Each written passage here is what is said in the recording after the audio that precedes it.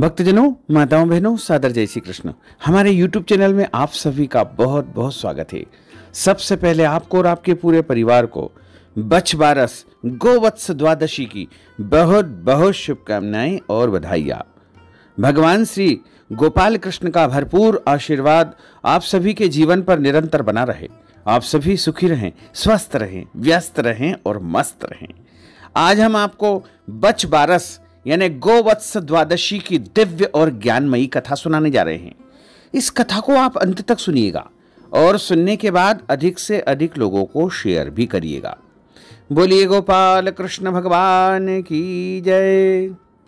भाद्रपद माह के कृष्ण पक्ष की द्वादशी तिथि को बछ बारस मनाई जाती है। बछ बारस का अर्थ होता है बछड़ा और गाय दोनों मिलकर के बछ बारस का स्वरूप बनता है। और बछ बारस की कथा का श्रवण करने से मनुष्य के जन्मों जन्मों के पाप नष्ट हो जाते हैं तथा उनके घर की गरीबी यानी दरिद्रता भी दूर हो जाती है। इस दिन को मनाने का उद्देश्य गाय व बछड़े का महत्व समझना है। यह दिन गोवत्स द्वादशी के नाम से जाना जाता है। गोवत्स का अर्थ होता है गाय का बच्चा। बछ बारस का यह दिन कृष्ण जन्माष्टमी के 4 दिन बाद आता है। कृष्ण भगवान को गाय व बछड़ा बहुत प्रिय थे तथा गाय में अनेकों देवी देवताओं का निवास माना गया है। गाय व बछड़े की पूजा करने से भगवान श्री कृष्ण का पूजन हो जाता है। वह समस्त देवी देवताओं का पूजन और अर्चन हो जाता है तथा गौ माता के साथ साथ सभी 33 करोड़ देवी देवताओं का आशीर्वाद मिलता है, जिससे घर में धन धान्य की प्राप्ति होती है, बच्चों की लंबी आयु होती है, परिवार में खुशहाली बनी रहती है। इस दिन महिलाएं बछ बारस का व्रत रखती है। यह व्रत सौभाग्यवती महिलाएं सुपुत्र प्राप्ति और जिनके यहाँ पुत्र है वो पुत्र की लंबी आयु एवं उनकी उन्नति तथा प्रगति के लिए करती है। परिवार में धन धान्य समृद्धि की और खुशहाली के लिए करती है। गाय और बछड़े का पूजन इस दिन विशेष रूप से किया जाता है। इस दिन गाय का दूध और दूध से बने पदार्थ जैसे दही, मक्खन, घी आदि का उपयोग नहीं किया जाता है। इसके अलावा गेहूं और चावल तथा इससे बने सामान नहीं खाए जाते हैं। भोजन में चाकू से कटी हुई किसी भी चीज का सेवन नहीं करते हैं। इस दिन अंकुरित अनाज जैसे चना, मोठ, मूंग, मटर आदि का उपयोग किया जाता है। बेसन से बने आहार जैसे कड़ी, पकौड़ी, भजिए आदि तथा मक्के, बाजरे, ज्वार आदि की रोटी तथा बेसन से बनी मिठाई का उपयोग किया जाता है। बछ बारस के व्रत का उद्यापन करते समय इसी प्रकार का भोजन बनाना चाहिए।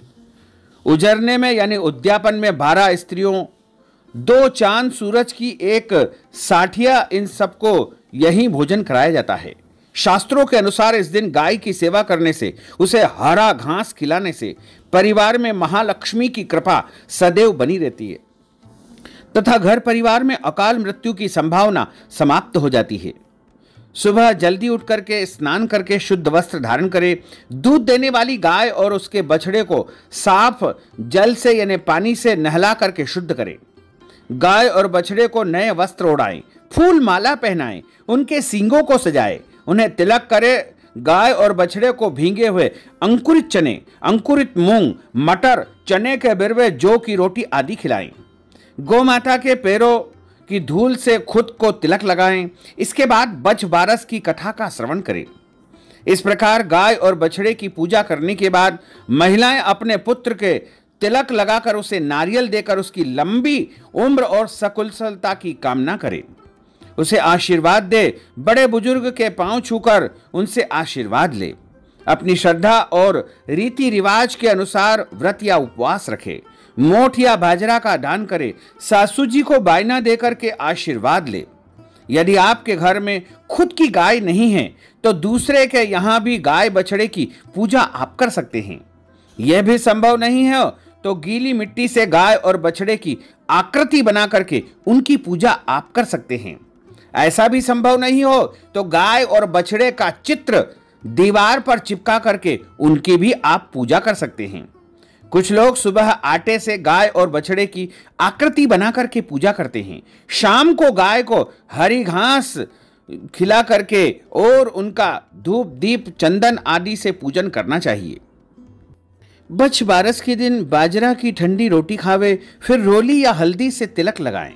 चावल दूध चढ़ाएं। बछ बारस के दिन गाय का दूध, दही, गेहूं, चावल नहीं खाना चाहिए। यह व्रत पुत्र प्राप्ति के लिए, धन धान्य की समृद्धि के लिए किया जाता है। अपने कुंवारे लड़के की कमीज पर सातिया बना करके उसे पहनाए और कुएं को पूजे। इससे बच्चे के जीवन की रक्षा होती है। भूत प्रेत, नजर और रात के अचानक डर से बचत होती है। जिस साल लड़के के विवाह या लड़का जन्म ले तो उस साल उजमनन किया जाता है।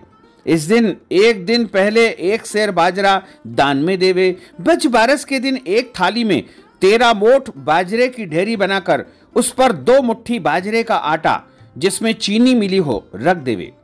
1 तियल और रुपया भी इसमें रखे। इस सामान को हाथ फेर करके अपनी सासू जी के पांव पड़ करके उनको दान करे। इसके बाद गाय के बछड़े और पानी के कुएं की पूजा करे, मंगल गीत गाए और समस्त वस्तुएं ब्राह्मण को दान करना चाहिए।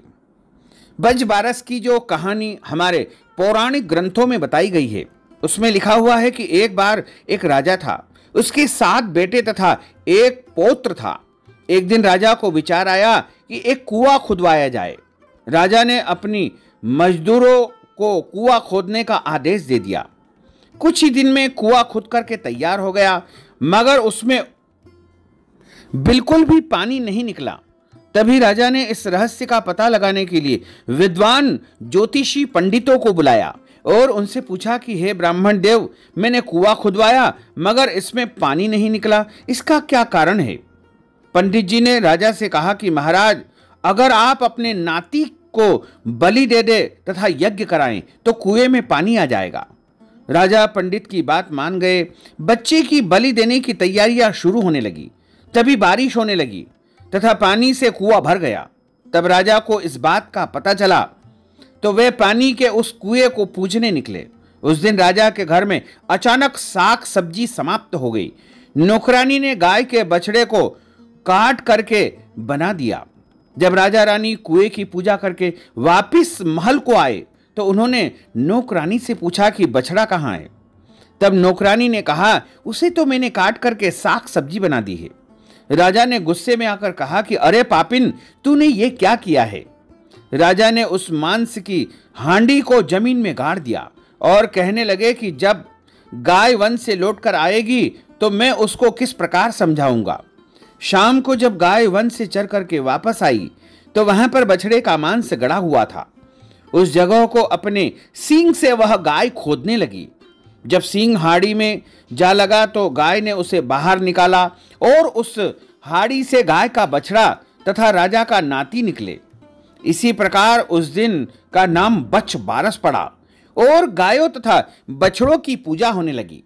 यानी बछ बारस के दिन ही राजा का नाती भी बच गया और गाय का बछड़ा भी सुरक्षित प्राप्त हो गया।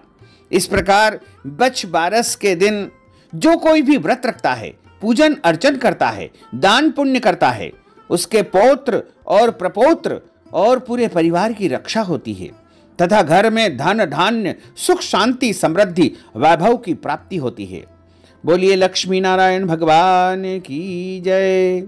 भक्तजनों, माताओं बहनों, हमने जो ज्ञानवर्धक जानकारी आपको प्रदान की है इसको आप अधिक से अधिक लोगों को शेयर करिएगा, लाइक करिएगा, कमेंट करिएगा और यदि अभी तक आपने सब्सक्राइब नहीं किया है तो अभी और इसी समय सब्सक्राइब कर लीजिए ताकि इसी प्रकार की ज्ञानवर्धक वीडियो आपको सदैव प्राप्त होती रहे। आपको और आपके पूरे परिवार को सादर जय श्री कृष्ण, सादर धन्यवाद।